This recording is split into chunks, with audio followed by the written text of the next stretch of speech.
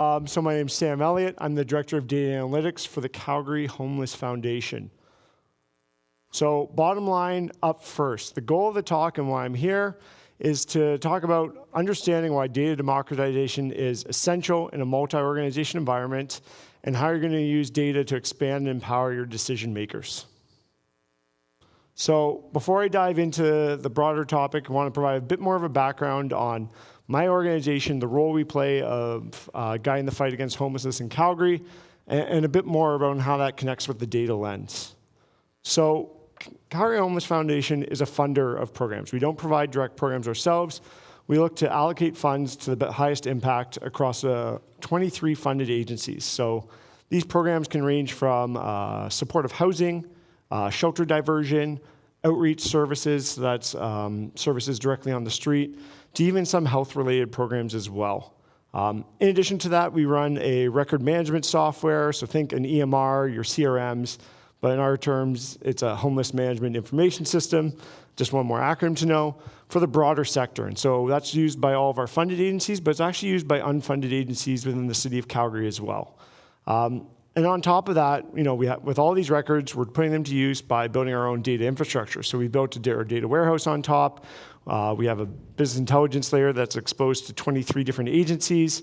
And we really look to use the best of data analytics practices in this sort of niche use case. So what does it mean to be a funder of programs and not directly delivering programs from a data lens? So here are some of the facts. We disperse around $65 million a year. Despite that, we're only a 40-person organization. So we're a small organization with a pretty big data scope when it actually comes to it. We are, across those 23 agencies, it's about 58 funded programs, serving upwards of 6,000 individuals within a given year. So we have a lot of detailed information that you wouldn't otherwise see in a sort of small organization. The next fact is we receive funding from 3 levels of government, so that's municipal, provincial, and federal, in addition to philanthropy dollars. That can be a pro and a con. When we're funding other programs, and I should highlight that we're not typically their only funder, that's a lot of different reporting requirements, a lot of different data platforms, data ecosystems, and a lot of different but very similar definitions that can really trip you up and really cause those classic sort of data challenges. And the third fact, and for further reiteration, is with limited exception, our work isn't actually, the work that we're looking to measure, the work and the data that we're collecting isn't actually provided directly by ourselves. And so we're always looking to evaluate this to say, is that hitting our goal of allocating resources for the highest impact? And so we're always looking to apply new data lenses and new measurement tools, but if the data doesn't actually match that reality on the ground, we run that risk of running as a sort of ivory tower of data. Another classic sort of pitfall for a data team where your data isn't actually reflecting the reality on the ground. Another way to think about this, though, is that to say that our business units are actually external to ourselves. So, in a typical enterprise situation, you look at your business units as your primary customers. Effectively, our customers are different organizations, all looking to consume our data in different situations. So what that means, we have varying capabilities when it comes to data. Certain agencies that we'll work with might have their own record-keeping software that's integrated into ours. They may have their own data analysts and evaluation teams, or they may just have be a six-man operation, or a six-person operation, I should say, and their data literacy, let alone computer literacy, isn't necessarily the strongest. Most of the data that we're working with is done through manual data entry. This is usually from case managers, frontline staff, reporting on the interactions they've had, the assessments that they've had with the individual. And they're going to have to enter this into multiple source systems if we don't build those integrations. That can cause, the classic thing one would be data quality issues. If you have to manually enter your data into 5 different systems, it's highly likely, and I would probably make mistakes myself. I'm not that patient of a guy. And so there's going to be lots of different reporting requirements. And our only formal, and I want to highlight that word formal, direction of control is stipulated in our contracts. This becomes a lot of how can we, if we want to create a data culture in these business units, become about how is data actually adding value to their work life. So I'm going to take a step sideways here and ask the question around who is a decision maker? And the reason why I'm asking this question is when it comes to descriptive analytics, the primary goal in my mind is you have the right data in front of the right people at the right time. And those right people are typically defined as decision makers. So if we go into that classic definition of a decision maker, you're usually looking at the leadership of a business unit. You maybe look at a strategic team as well. And so back in the napkin math in our situation, looking at our organization's leadership, external agencies' leadership, as well as our system planning team, that's roughly 32 decision makers, give or take. But is that actually the right definition of what a decision maker is? And what's the actual gap with that mental model? So homelessness is a very complex situation. I'm not going to pretend like I understand every aspect of it. And I don't think any individual does. It's too much knowledge and too many edge cases going on to understand what from one person's perspective. And so decisions have to be actually made on a daily basis, especially by our frontline staff. There's usually some processes in place, but a lot of it they have to make up or determine with the tools they have at hand what is the best case forward. And so if we just approach data with that classic, it's used by the decision makers, they're going to tell their frontline staff what to do. They're not going to get that buy-in towards that data-driven culture. And you're really going to have the frontline staff view data as sort of a regulatory or a compliance piece versus a value-add piece. And so let's expand that definition to include some of our external staff, external evaluators, and really provide them with the data to become decision makers as well. And so back in the napkin math, we won't include all of our caseworkers, all of our frontline staff, but back in the napkin math, that brings me to 112 decision makers. Let's add those 32. We're looking at 150 decision makers effectively in our sector. Those are folks that I need to make sure that have the right data at the right time. Well, we're a small team. If we go back, our whole organization's 40 people. My data team is 4 people. That includes only 2 data analysts. Those folks can't do the classic approach of providing a full business analysis with each one of these decision makers, really looking to understand their needs and goals. That's just not feasible. We would be bogged down. We'd have an outstanding, our ticket list would be immense, and we'd always be playing catch up. And so we need to instead look to empower our data, empower our audiences with our data. And that's where data democratization actually really comes into play for ourselves. Now, that's kind of a bit of a buzzword, and everyone's going to have their own definition of that, and that's fine. So I'm just going to present to you how I believe that data democratization is built and achieved. And that's through 3 different sort of pillars here. First, multiple data channels. This is your data architecture. Is the data coming through the right channel to the right person? Next, strong data management. Is your governance in place? Are your things like data lineage there? And then alignment on definitions. And some of you may be asking, isn't alignment on definitions actually under that strong data management bucket? And I actually want to highlight, this is alignment on definitions of business concepts, not just your data metrics, your data glossary or anything. When you are talking to folks about their day-to-day reality, is your data team actually talking about the same reality? When you're talking to multiple organizations and they mention a concept, are they talking about the same piece? We're going to talk a bit more about this in a sec. So multiple data channels. And this is one that I always find really interesting, especially around that data literacy aspect. We always talk around, we need to make sure our audiences are data literate. We need to ensure that they can work with the data themselves. And I wonder if that's actually the wrong expectation. We are trying to provide data that makes their life, make them be able to make the right decisions and have the right tools at their fingertips. And if we're always asking for them to change their skills or change their perceptions to our needs, are we really being a value add? And so I wonder if a more equitable thing is to ensure that you're providing all channels to all folks and ensuring only those that have gotten that data literacy levels can access to a deeper degree. And so rather than trying to shift your audience's data literacy, it's having your data match the literacy of your audience. That's kind of a belief that I have, especially when we work with agencies that may be, those 5-person operations. That's not a reasonable expectation of myself as a data leader.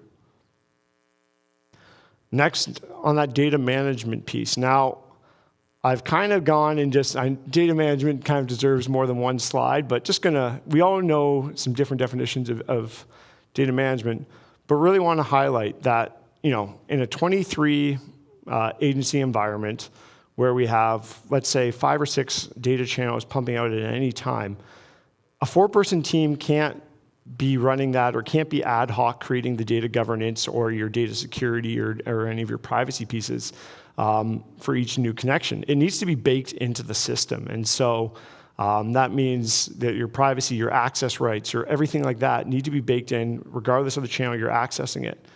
Lineage and those data definitions need to be accessible for all audiences. If I'm to get a frontline staff to care about the data they are entering into our system, they deserve to know where that data is going so we can actually, and where it's being used. That's just best practices, and if you want them to care about what the data that they're entering is, you have to actually show how it's used. It's an unreasonable expectation of your data owners to not show them how it's being used.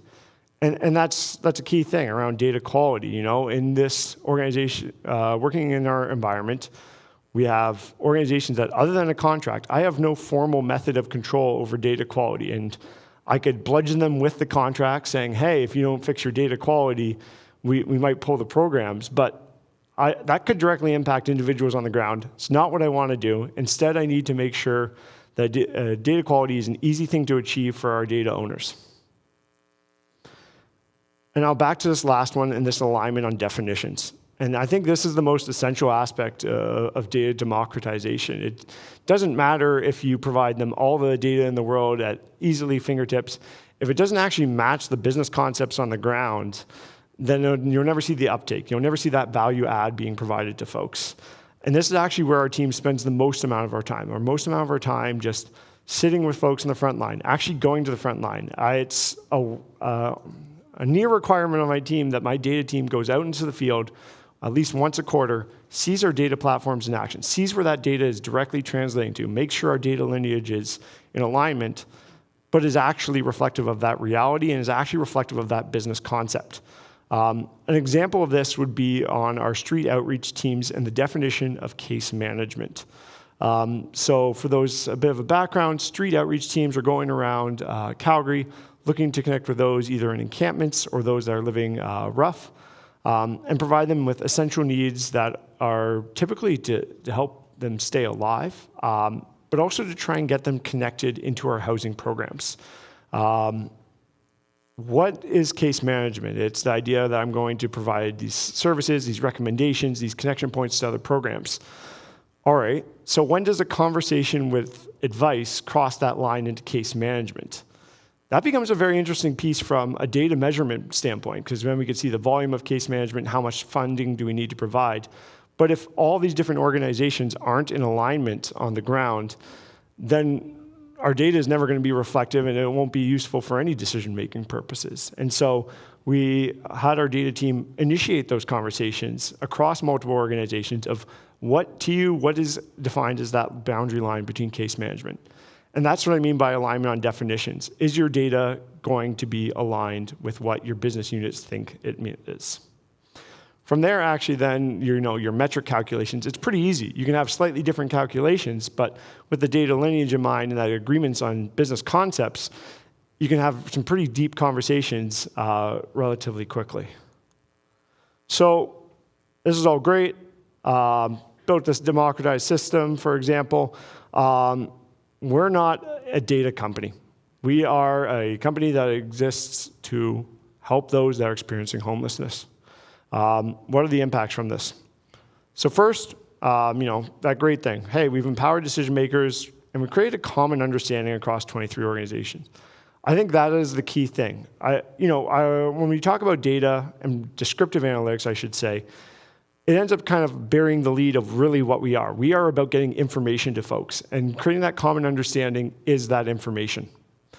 Next, we have users that actually care about our data. That's pretty cool in a social sector environment where folks are always on the verge of being burnt out because of what they're seeing, and yet they'll still care about our data. And they'll actually tell us, hey, you think you're measuring X, you're actually measuring Y. We need to adjust this or change our conceptions. And so we have bought-in users across different organizations. I get emails and phone calls from folks that just want to meet up for coffee, and their frontline staff, just to say, this is how we can improve our data. And they actually care about data quality, which is, is one of the most dry, let's be honest, it's kind of a dry subject here. We all want the sexy end use of data, but I managed to have folks in our sector caring about data, and also that outlier detection piece, which is, in homelessness, there's a lot of nuances. And so is it actually an outlier, or is it actually an upcoming trend? When you have frontline staff bought in, when they have data and accessible to their data literacy capabilities, you can get some really cool actions out of there. On that indirect side, our data team was actually able to move up that data value chain. So we are able to get more into that trend analysis rather than trying to chase out, pushing out reports or making sure folks have access to the data. That's easy. We've already got the data governance system in place. We sign up their user account. They can access our systems. They aren't sending off reports. They're instead moving up that chain, doing that trend analysis, doing that insights. Recently, we were able to find a new trend, and they can be pretty depressing trends that we work on, but it was around family homelessness. We were then able to connect that with task force at the municipal and provincial level and directly change municipal and provincial policies. So we actually provided that as sort of a data lineage back to the frontline staff who provided us that data and said, your data, working through our ETL system, going to our dashboards, our analysts found these trends and influenced the policy. You want folks to care about your data, that's how you do it. It also contributes to a social learning system versus a top-down approach. So, the data team can always be seen as sort of that, we're reporting KPIs to leadership to better manage you folks is kind of an impression that a lot of folks get. By actually making sure that they're empowered with the data as they need it, you can really contribute to sort of a broader learning system. In the social sector, let's be honest, there's a lot of turnover.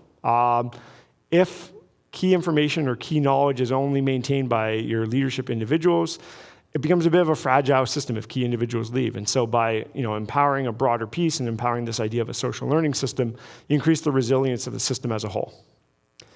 And finally, by acting as that facilitator of all of this sharing and spreading it out to organizations, we're also growing our expertise as a data team.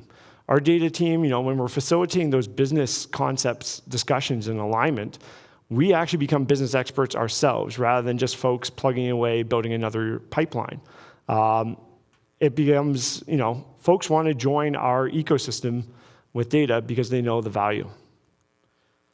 So I'm going to talk a brief case study about what this all looks like in action.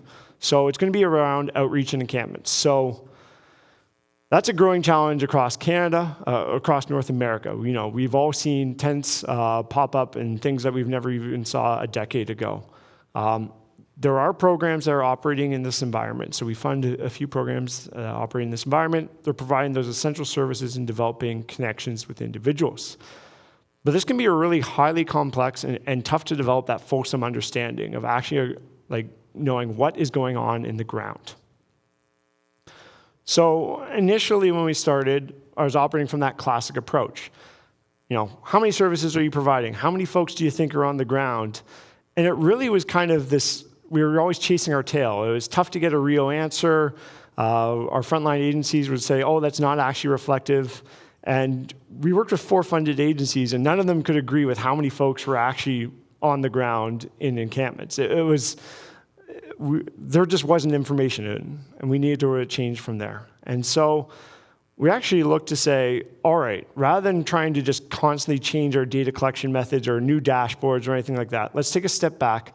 Let's bring everyone together and actually get alignment on these business definitions. So before it was case management, but even what is the definition of an encampment? Is it 1 tent is 1 encampment, or is it 3 tents in 1 area is 1 encampment?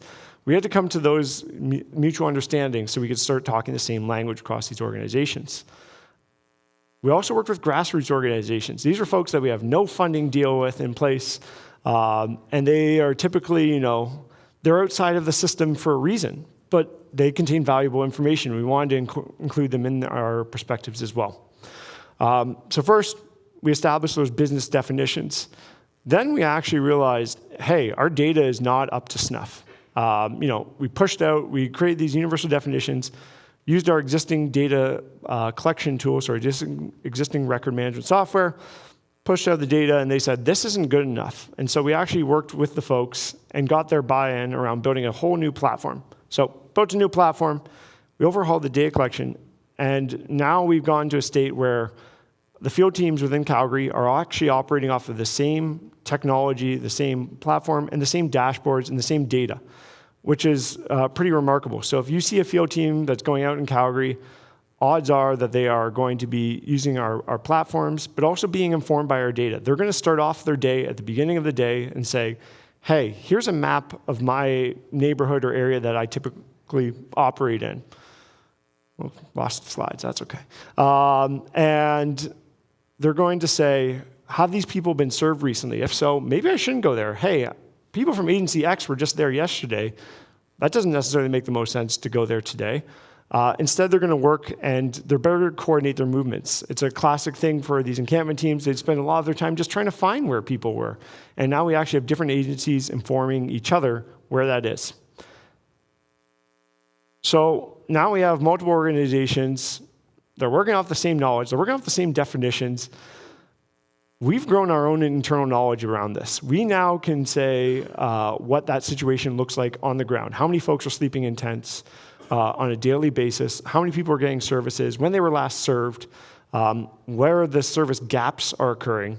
And that's all just through because we empowered others to actually own their data and actually be connected into their data. There's a side benefit that we benefited. We mainly focused on how can we empower our field teams. And so then we're getting to that next value add of data. We're also seeing now a growing desire to work and incorporate with our data ecosystem. And I think that's always, for any data team, regardless of the situation, the way you know you're on the right track is when you're getting more requests. And the way you know you're on the wrong track is when you're getting less requests. And so we're getting people that are banging at our doors, trying to incorporate and grow and connect with our data ecosystem, providing their own data to supplement, which creates that positive feedback loop where now our value add with data grows even further. So I am going to wrap up here. And 3 points I want to highlight here are data democratization. It's absolutely essential when you're doing a multi-organization environment. If you try and put yourself as that person in the middle, and everything's flowing through and teams aren't connecting, you're always going to be chasing your tail and be behind the 8 ball. It's going to enable you to expand and empower your decision makers, and selfishly, it's going to enhance your capabilities as a data team. Our data team's reputation within our organization, within our sector, has grown immensely since we chose this pathway of really sharing out the data. So I'll be honest, that's a bit of a nice thing to hear. But yeah, on the QR code's my link to if you want to connect further, but I'll open for any questions. Yeah, I think raise your hands. I'm sure we have some mic runners here. There's a question down there, just behind the pillar.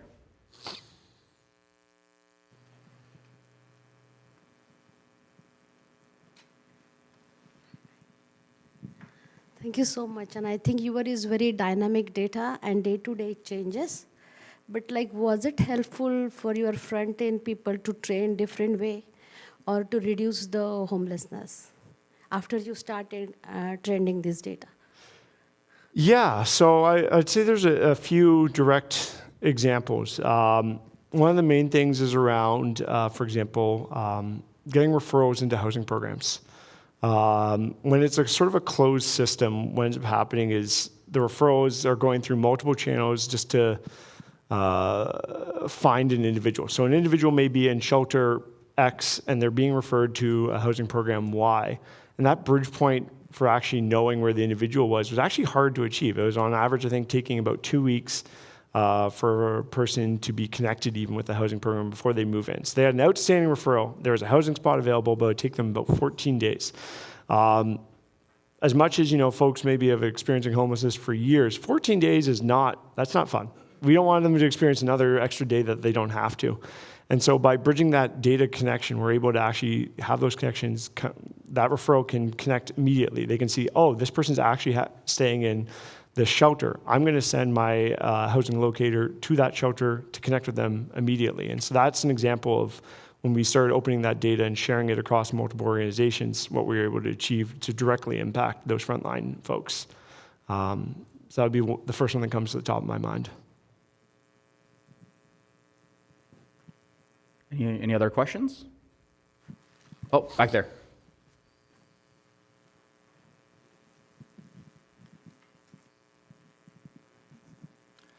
I'm just curious, related to that, your last comment, do you have any issues with the system as it is in terms of tracking people? Because I know in our case, we find it can be hard to, I come in as John W. on day one, and 2 days later, I don't feel like sharing my name, and 3 days later, I come in as something else.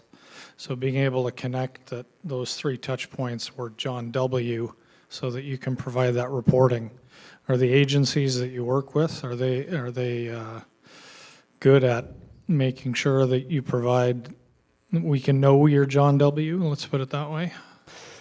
Yeah, it's a fair question to ask. So for those that may be unfamiliar with the sector, we operate under the idea of client-centric when it comes to data. So if I go to your shelter or if an outreach person's talking to me, there's not a universal healthcare number. It's the name that I tell you, which could exactly problems if you're in certain regards. Like I know, for example, looking through recent records, I saw Jesus Christ is currently sleeping in an encampment in Calgary. So instead it becomes around what is actually the value add that we're providing to folks for actually telling us their real name. And that's where that data lineage comes into play. It's sort of, if we're able to connect this with for example, your not like to be triaged into housing, to better understand which programs are appropriate to yourself, we can get you into housing faster. So that's kind of an incentive to provide that name and better case management as well. So when case managers are able to connect your, oh, this person said you needed an ID service over at agency X and I'm in agency Y, I can now see that and better connect you with those ID services potentially. And that's sort of that value add there is what is the actual incentive for an individual to provide their real name in these situations. And if your case managers can communicate that back out to them, you're more likely to get real names. Still not a perfect system because there are also going to be Sam versus Samuel or Elliott. I've got 2 T's at the end versus 1 T. So we do have some matching algorithms there. We've actually we have a pro bono data scientist who we've integrated deterministic matching to try and identify the likelihood of folks actually being the same individual. We typically don't operate from a record sharing perspective off of deterministic matching just because that could be a whole privacy nightmare if there is to be a false positive. But from those broad aggregate analysis standpoints, we look to use that sort of deterministic matching.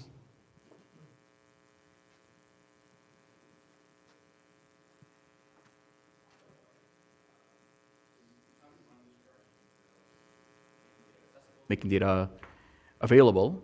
How did you think about its evolution on the way you measure value? And were there any kind of redefinitions? You talk about a lot of definitions, like redefinitions of how value is evaluated. Because I can imagine it's not your traditional ROI, right? So how did you kind of consolidate and reconcile those 2 things? Well, I'd actually say that we're in the process of that piece. And so we initially started with our top level KPIs, and basically where we were starting was we were looking to measure a home run. We weren't trying to measure the singles, doubles, and triples. We were only looking to measure that home run of did this person exit our system and achieve independence. And that's not great for making informed decision making. So we're actually completely in the process of reevaluating that and redeveloping. So I'll admit that we haven't necessarily fully cracked that nut. But our approach for that is actually working directly with our frontline agencies and really trying to understand what are the actions that they're taking and what are the expected results. And so it's an evaluation concept called theories of change. I will admit that is a bit out of my knowledge. I'm a bit ignorant on it. We have an evaluation person that's driving that. But it's mainly what are the actions that we're taking to make those small improvements in a person's life. And we're looking to then in the future use those as part of our modeling of which programs are driving those small improvements that lead to that, the home run of a system exit. Makes sense. So another interesting part you talked about was you're essentially working through agencies. You're trying to do all of it. I'm guessing each agency has different metrics on how they evaluate success, what success looks like. From a data perspective, how do you reconcile that? Well, I think it's around that point of if you agree on the business concepts, you provide them the tools and all the the data governance behind it. Why can't they have different definitions of success? We'll have our own piece that we'll look into, but we want to empower each agency that we work with to have their own definitions. They have multiple funders. We're not their only game in town. And so they need to be able to leverage that regardless of the situation. And so we want to empower them to be able to make their own measurement decisions. I want everyone to be able to slice and dice or come up with their own metric calculations as best fits. As long as we agree on the basic concept and we agree on those macro definitions, then I'm fine moving forward. Awesome. Well, any other questions? Well, this was very interesting. Thank you so much, Sam. Learned a lot about kind of the work that you're doing, so please, everybody give a round of applause. Sam. Thank you. I think